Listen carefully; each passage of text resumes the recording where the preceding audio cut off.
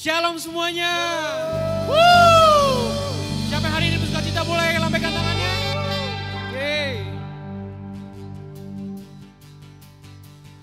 Through you, I can do anything. I can do all things. Cause it's you who give me strength. Nothing is impossible. Through you, blind eyes are open. Strongholds are broken. I'm living by faith. Nothing is impossible. Woo! Coba boleh tepuk tangan di atas kepala. Yeay.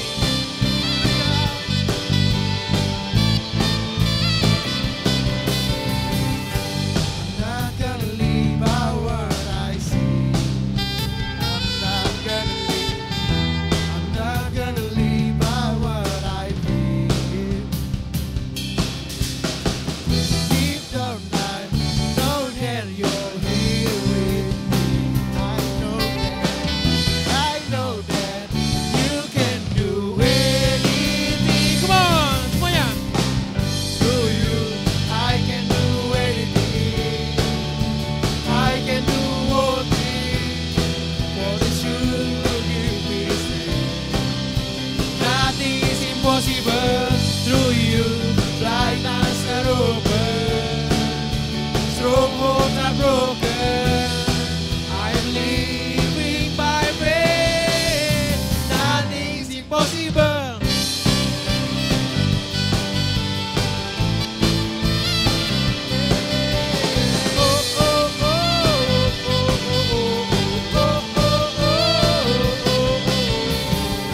I'm not gonna live by what I see. I'm not gonna live by what I feel. Deep down. Deep down I know that you're here with me. I know that you can do anything. Everybody say, through you I can do anything. I can do all things. For you give me strength. Nothing is impossible. Through you, blind eyes are open. Strongholds are broken. I am living by faith. Nothing is impossible. Woo! Haleluya.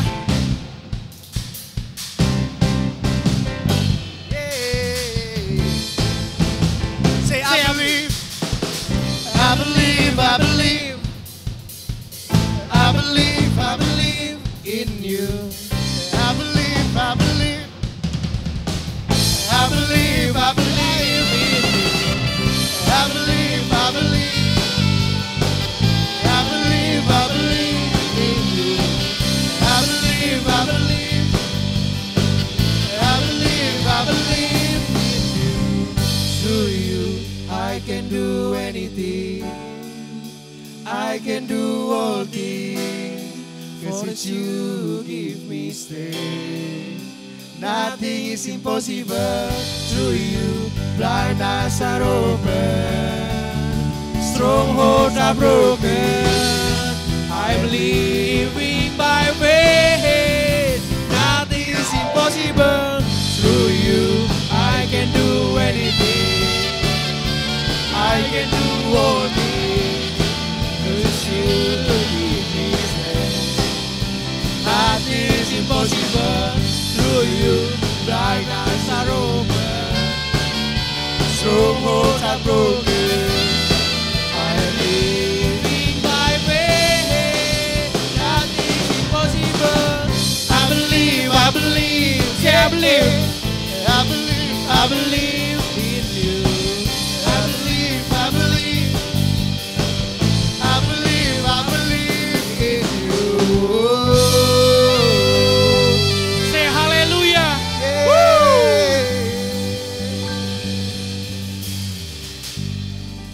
Kita percaya kita diberkati Tuhan.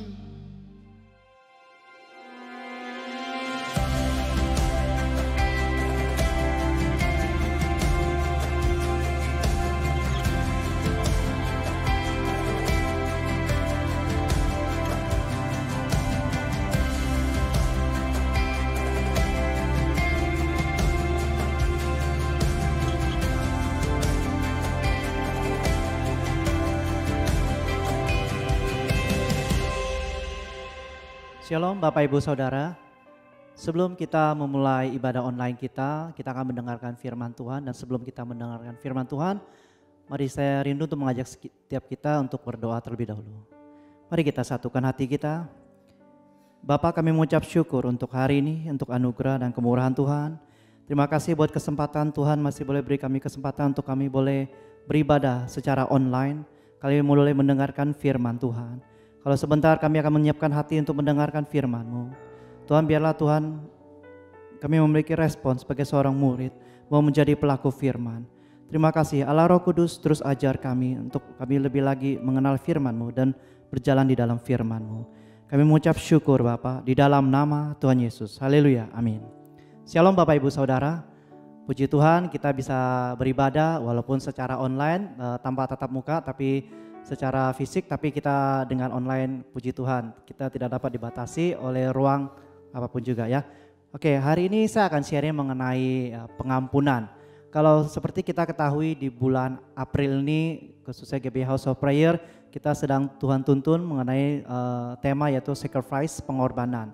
Dan di hari ini saya rindu untuk mengajak setiap kita belajar mengenai pengampunan. Dan mengenai pengampunan, mengampuni atau memaafkan. Sering kali kita mendengar istilah itu ya, yaitu mengampuni dan memaafkan. Dan dua bahasa yang hampir sama ya, mengampuni dan memaafkan. Dan sering kali kalau kita sedang mengalami hal-hal yang kurang enak, dirugikan oleh seseorang, dikhianati atau disakiti seseorang, ketika kita curhat atau sharing kepada seseorang, orang itu akan pasti responnya gini, udah maafin, udah ampunin. Seperti hal itu gampang banget dikatakan gitu, diucapkan, udah maafin, udah ampunin. Dan biasanya reaksi kita ketika kita sharing sama teman-teman kita atau siapa ketika kita ngalami hal itu dan teman kita kasih masukan seperti itu pasti kita akan meresponnya seperti ini ya. Kadang biasanya seperti ini. Itu kan ngomong sih gampang gitu kan. Coba kamu ngalamin sendiri ya kan. Coba kamu ngalamin sendiri. Pasti kamu nggak bisa ngomong kayak gitu. Udah ampunin, udah maafin ya kan. Nah, hari ini kita akan belajar mengenai pengampunan. Ketika kita dikhianati, difitnah, ditusuk dari belakang, ditipu, dilecehkan, direndahkan, dipermalukan, dianiaya, dan banyak hal lain. Apakah respon kita akan tetap sama, udah ampunin atau udah maafin? Ketika kita sendiri yang mengalami hal seperti tersebut ya kan, apa kita punya respon seperti itu, udah ampunin atau udah maafin ya kan? Oke, saya ada pertanyaan, yaitu pertanyaan pertama yaitu menurut Bapak Ibu Saudara, apakah mungkin kita bisa mengampuni orang yang telah bersalah pada kita? Ya kan, seringkali orang berkata, sampai mati aku tidak akan mengampuni orang tersebut ya kan, orang itu akar pahit, kesel sama seseorang. Saya pernah dengar sharing seorang, terus dia selalu jawabnya kayak gini, sampai mati saya nggak mau ngampuni orang tersebut ya kan. Nah, pertanyaan pertama yaitu menurut saudara apakah mungkin kita bisa mengampuni orang yang telah bersalah pada kita ya kan? Jawabannya bisa. Kenapa bisa? Karena Tuhan Yesus telah jadi teladan bahwa ia mengampuni orang yang bersalah kepadanya. Amin. Tuhan Yesus telah menjadi teladan bagi setiap kita. Tuhan Yesus saja bisa mengampuni orang yang bersalah kepada dia ya kan. Dan dia telah menjadi contoh teladan bagi setiap kita sebagai anak-anak Tuhan. Amin. Oke, tahukah Bapak Ibu Saudara, apa yang Bapak Ibu Saudara alamin itu juga pernah dialami oleh Tuhan Yesus di kayu salib. Dan apa respon Tuhan Yesus? Jadi Bapak Ibu Saudara mungkin pernah dikhianati, mungkin pernah disakiti, mungkin pernah dilukai ya. Dipermalukan, direndahkan, nggak dianggap atau segala hal-hal yang tidak menyenangkan. Percayalah Tuhan Yesus telah pernah mengalaminya terlebih dahulu. Nah, saya akan coba bacakan ya beberapa hal yang pernah Tuhan Yesus alami. Coba kita cross check masing-masing, apakah kita pernah mengalami seperti itu? Ingat, Tuhan Yesus juga pernah mengalaminya. Nah, saya akan baca di Markus 14 ayat 10. Yudas mengkhianati Yesus. Lalu pergilah Yudas Iskariot, salah seorang dari ke-12 murid itu, kepada imam-imam kepala dengan maksud untuk menyerahkan Yesus kepada mereka. Yudas Iskariot adalah murid Tuhan Yesus. Dia berjalan bersama dengan Tuhan, pelayanan bersama dengan Tuhan Yesus. Dan di akhir cerita kehidupannya dia mengkhianati Tuhan Yesus dengan uang. Bisa kalian bayangkan Tuhan Yesus yang sudah memberkati murid-muridnya termasuk Yudas. Dan di akhir perjalanan Yudas mengkhianati Tuhan Yesus. Apa reaksi Tuhan Yesus? Saya percaya kalau Bapak Ibu Saudara pernah dikhianati oleh orang-orang terdekat Bapak Ibu Saudara atau orang-orang yang Bapak Ibu Saudara kasihi pernah mengkhianati Bapak Ibu Saudara, percayalah Tuhan Yesus pernah mengalaminya terlebih dahulu. Markus 14 ayat 71, saya akan bacakan. Petrus menyangkal dan tidak mengakui atau menolak Yesus. Maka mulailah Petrus mengutuk dan bersumpah, aku tidak kenal orang yang kamu sebut-sebut ini. Bapak Ibu Saudara, Petrus menyangkal atau tidak mau mengakui Yesus. Ketika Tuhan Yesus mau disalib, dianiaya, dan Petrus terus mengikuti perjalanan Tuhan Yesus waktu menuju ke disalib, ada seorang wanita mengenal bahwa Petrus adalah murid Tuhan Yesus. Tapi Petrus bilang, aku gak mengenal. Sampai 3 kali Petrus menyangkal, gak mengakui. Ya kan? Sampai 3 kali, can you imagine? Bayangin.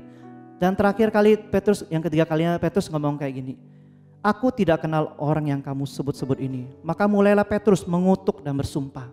Oke lah kalau tidak mau mengakui, it's okay lah ya. Tapi ini sampai mengutuk, ambil mengutuk dan bersumpah, aku tidak kenal orang yang kamu sebut-sebut ini. Mungkin Bapak Ibu Saudara saat ini atau dulu-dulu pernah mengalami hal-hal seperti ini. Bapak Ibu Saudara gak diakuin oleh seseorang atau siapapun, merasa ditolak, ya kan? Merasa tidak diakui, disangkal, gak kenal orang tersebut, ya kan? Mungkin Bapak Ibu Saudara pernah ngalamin, mungkin baru-baru ini pernah ngalamin hal tersebut. Percayalah Bapak Ibu Saudara, Tuhan Yesus telah pernah mengalaminya terlebih dahulu. Saya akan bacakan lagi di Markus 14 ayat 63 sampai 64. Bahwa di sini Tuhan Yesus difitnah oleh ahli agama.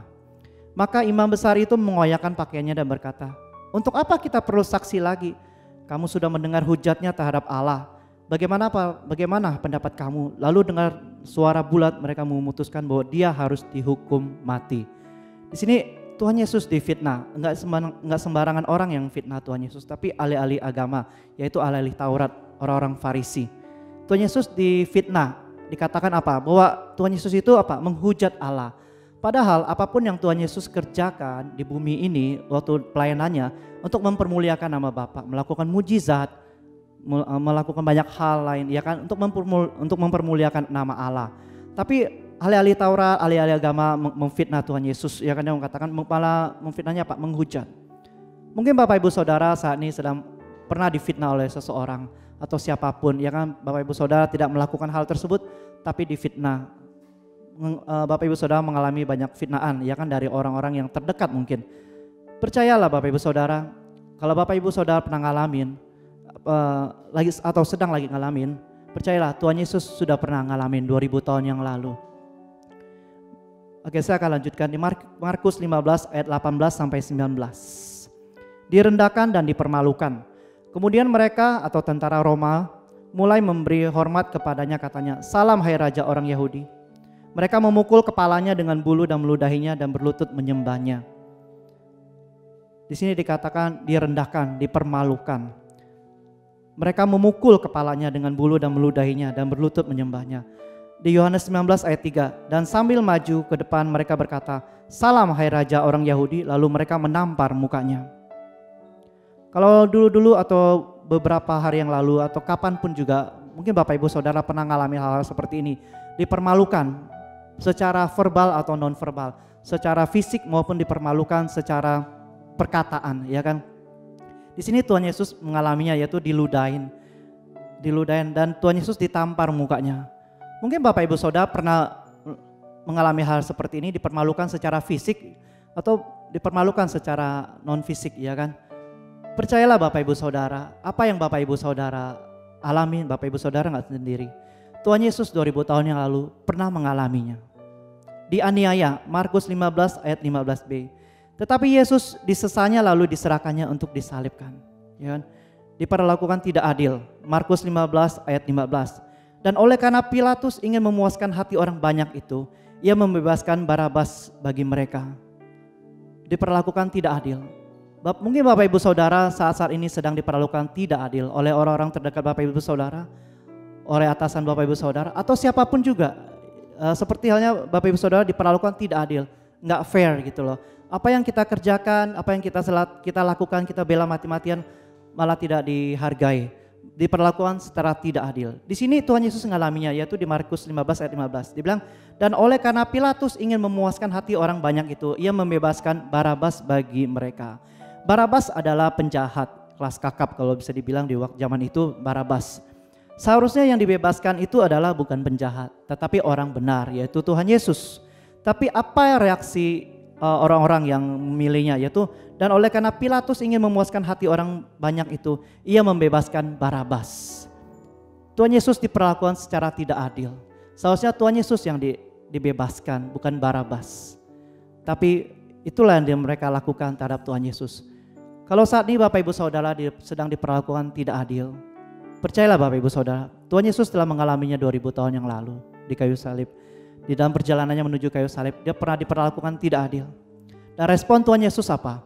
Kita akan coba baca di Lukas 23 ayat 34. Lukas 23 ayat 34.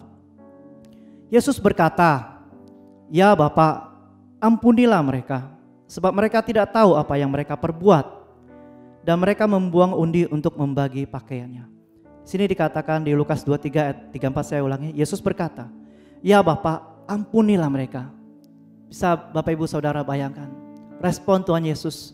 Dia bilang apa? "Ya Bapa, ampunilah mereka." Luar biasa. Tuhan Yesus telah mengalami hal-hal seperti ini. Dianiaya, dilecehkan, diperlakukan tidak adil. Dan reaksi Tuhan Yesus apa? Mengampuni. Kalau Tuhan Yesus aja bisa mengampuni, saya rindu mengajak setiap kita, ayo kita juga bisa mengampuni sesama kita. Nah, pertanyaan kedua, kenapa sih Tuhan Yesus mau mengampuni dosa kita? Ya kan? Karena dia mengasihi kita. Tidak ada kasih yang seperti kasih Tuhan Yesus rela mati bagi dosa-dosa kita dan mengampuni pelanggaran-pelanggaran kita. Amin. Saya percaya kita semua telah dibenarkan oleh karena darah Yesus. Dia mati di kayu salib menebus setiap dosa dan pelanggaran kita.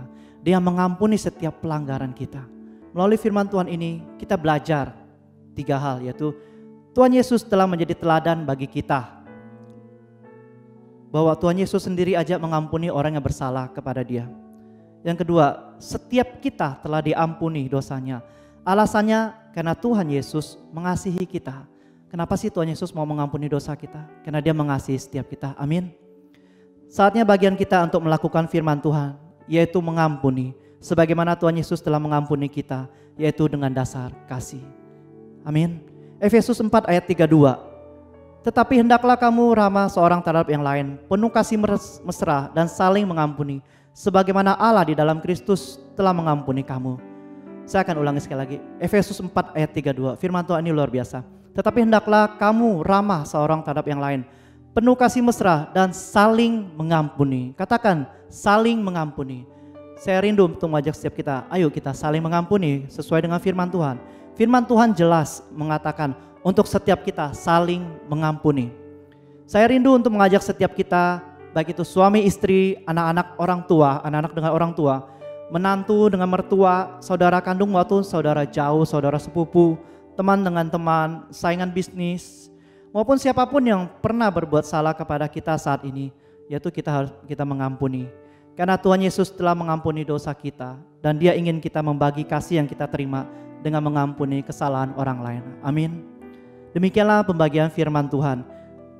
Ada 3 hal, yaitu kita bahwa Tuhan Yesus telah menjadi teladan bagi setiap kita. Bahwa dia aja mengampuni orang yang bersalah kepadanya. Yang kedua, bahwa kita telah diampuni dosanya karena kedasarnya oleh kasih. Yang ketiga, Tuhan rindu supaya kita membagikan kasih tersebut. Kalau kita telah diampuni dosanya oleh Tuhan, mari setiap kita juga boleh mengampuni sesama kita. Amin. Tuhan Yesus memberkati. Saya rindu untuk berdoa bagi setiap Bapak Ibu Saudara. Mari kita pejamkan mata kita, mari kita satukan hati. Bapa, kami mengucap syukur buat hari ini, buat anugerah dan kemurahan Tuhan, buat firman-Mu menjadi rema dalam kehidupan kami. Allah Roh Kudus, tolong dan mampukan kami untuk menjadi pelaku firman. Biarlah kami mau menjadi pelaku firman sesuai dengan firman-Mu, saling mengampuni. Biarlah kami mau ambil respon ini Tuhan, untuk kami boleh saling mengampuni. Karena Tuhan Yesus yang telah terlebih dahulu mengampuni setiap kami. Dan biarlah kasih yang ada di dalam hidup kami boleh kami impartasikan, boleh kami bagikan dengan cara kami saling mengampuni satu dengan yang lainnya. Tuhan, malah pada hari ini kami berdoa Tuhan, kami mau mengampuni setiap orang yang bersalah kepada kami, baik itu orang-orang terdekat kami, siapapun yang telah menyakiti kami, yang telah berbuat salah kepada kami. Kami mau belajar untuk mengampuni sebagaimana Tuhan juga telah mengampuni dosa kami, dan kami mau melepaskan pengampunan di dalam nama Tuhan Yesus. Terima kasih Bapa, kami mengucap syukur Tuhan buat hari ini Tuhan. Engkau Allah yang baik, Engkau Allah yang luar biasa. Kami percaya berkat yang terbaik dari Allah Abraham, Allah Ishak dan Allah Yakub tercurah bagi setiap jemaat-jemaat-Mu, bagi setiap orang yang telah mendengarkan firman-Mu. Di dalam nama Tuhan Yesus. Haleluya. Amin.